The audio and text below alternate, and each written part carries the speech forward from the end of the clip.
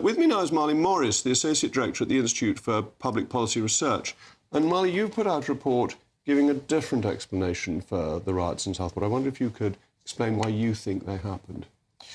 Of course. I mean, I think there are lots of factors at play. What the report looks at in particular is the fact that our community infrastructure in this country has collapsed in many cases across the last couple of decades, and so we don't have that same infrastructure. We don't, the high streets changed dramatically.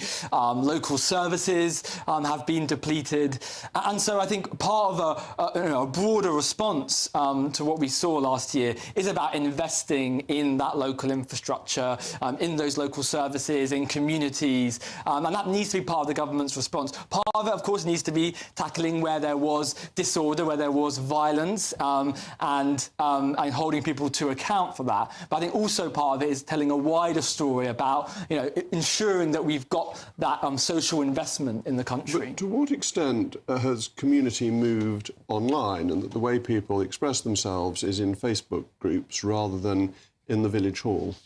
Yeah, absolutely, you're right. We've done research, across the country, and it's true. You hear stories about how people, for instance, looking at local Facebook groups for their information. And I think, in some ways that's healthy and normal, and that's how society develops. There is a risk, I think, though, that you do get lots of misinformation online, and that can be damaging, I think, to local public trust. So I think there is a role for local areas to make sure that where there is confusion, particularly when it comes to serious crimes or antisocial behaviour, that good, reliable information is being put out into the public so that people can be reassured. But isn't the sort of misinformation that goes on chat groups just the same as the misinformation of people sitting in the pub and saying this was done in such and such a way?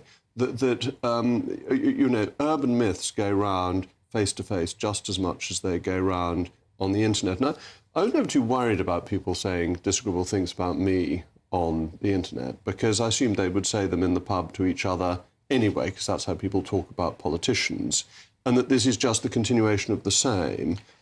I think that's to some extent true. I think the difference is with social media, particularly on some websites, everyone can see it, and so it can spread much more quickly.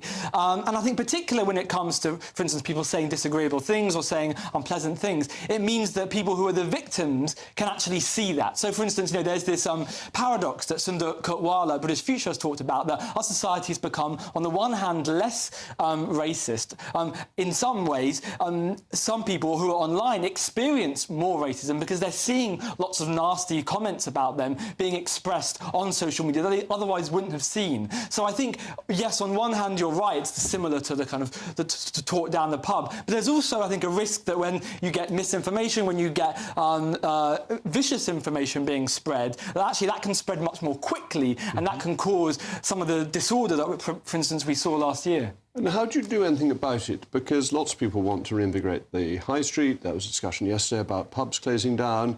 Isn't this just the way the world is going, and that you can't persuade people to live in the communities that they lived in the 1950s? It's just not realistic.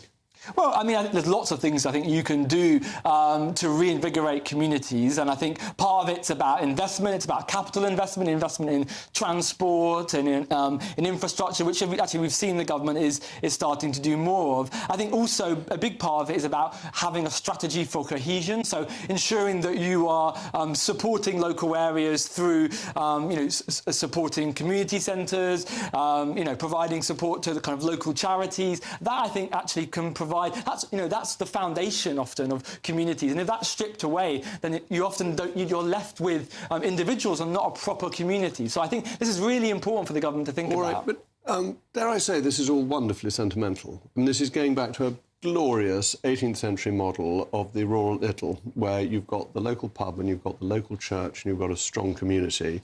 But basically, since we urbanised, this has increasingly existed less and less. So this may be true in West Hertfordshire, where I live in Somerset, but it's never going to be true in Westminster.